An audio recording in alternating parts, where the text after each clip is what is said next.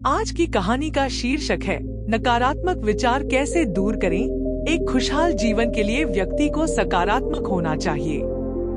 आज हम इस कहानी में जानेंगे कि कैसे बुद्ध ने अपने ज्ञान द्वारा एक भिक्षुक को सकारात्मकता का पाठ पढ़ाया। अगर कहानी अच्छी लगे तो चैनल को जरूर सब्सक्राइब कर लें। एक बार की बात है, एक भिक्षुक था। उसके भीतर हमेशा नकारात्मक विचार उठते रहते थे, जिसकी वजह से वह चिंता और तनाव महसूस करता था। बौद्ध धर्म के सारे नियम तो वह अपना रहा था, लेकिन उसे यह भी पता चल रहा था कि यह सिर्फ बाहर से है, क्योंकि यदि वह बौद्ध धर्म में बताए गए नियमों को भीतर से अपनाता तो उसके अंदर यह नकारात्मक विचार आते ही नहीं। अब उसके नकारात्मक विचार इतनी बढ़ गए कि वह धीरे धीरे बौद्ध धर्म के बाहरी नियमों से भी दूर होता गया। अब भिक्षुक की चिंता और ज्यादा बढ़ गई, इसलिए उसने फैसला किया कि अब गौतम बुद्ध ही उसकी समस्या का समाधान कर सकते हैं। भिक्षुक गौतम बुद्ध के पास पहुंचा और कहने लगा, मुझे आपसे अपनी एक समस्या के विषय में बात करनी है, पर मुझे बताते हुए थोड़ा संकोच हो रहा है। बुद्ध बोले, संकोच किस बात का शिष्य? उसकी तो यहाँ कोई जगह नहीं है। भिक्षुक बोला, मेरे भीतर नकारात्मक विचार बढ़ गए हैं। पहले यह विचार मन के भीतर थे, लेकिन अब यह बाहर भी दिखने लगे हैं। मैं ठीक प्रकार से बौद्ध धर्म के नियमों का पालन नहीं कर पा रहा हूँ और मुझे इसलिए संकोच हो रहा है, क्योंकि मैं एक बौद्ध भिक्षुक हूँ और इसके बावजूद भी मेरे भीतर नकारात्मक विचार बढ़ रहे हैं। बुद्ध बोले, व्यक्ति तो जन्म से ही नकारात्मक होता है, लेकिन ज्ञान द्वारा धीरे धीरे वह सकारात्मक होता जाता है। भिक्षुक बोला, मैंने तो यहाँ रहकर पूरी बौद्ध शिक्षा प्राप्त की है, लेकिन उसके बावजूद भी नकारात्मक विचार जाते ही नहीं। आप मुझे बताइए कि मैं किस प्रकार इसे दूर करूं? बुद्ध बोले, मैं तुम्हें एक कहानी के माध्यम से बताता हूं।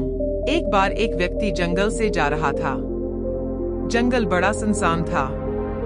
इसकी वजह से उसके भीतर पहले से ही डर उत्पन्न हो गया था। चलते चलते उसे एक सांप दिखा।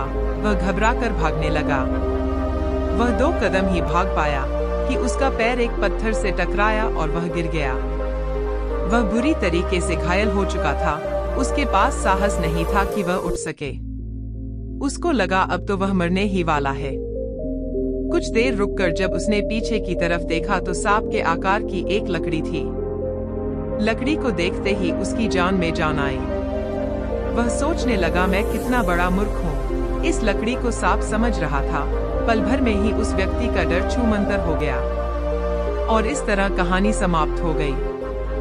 बुद्ध बोले, तुम्हारे भीतर भी डर है, कुछ छिन जाने का, कुछ पाने खोने का, और इसी डर के कारण तुम्हें चिंता और तनाव हो जाता है और इन सब के पीछे नकारात्मकता अपने आप ही चली आती है। भिक्षुक बोला, हाँ आप सही कहते हो, लेकिन मैं इस विषय में आपसे थोड़ा और जानना चाहता हूँ कि कैसे मैं एक सकारात्मक इंसान बनूं। बुद्ध बोले, तुम ध्यान से मेरी बताई गई बातों को सुनो। बुद्ध ने सकारात्मक होने के विषय पर एक एक करके उपदेश देना शुरू किया।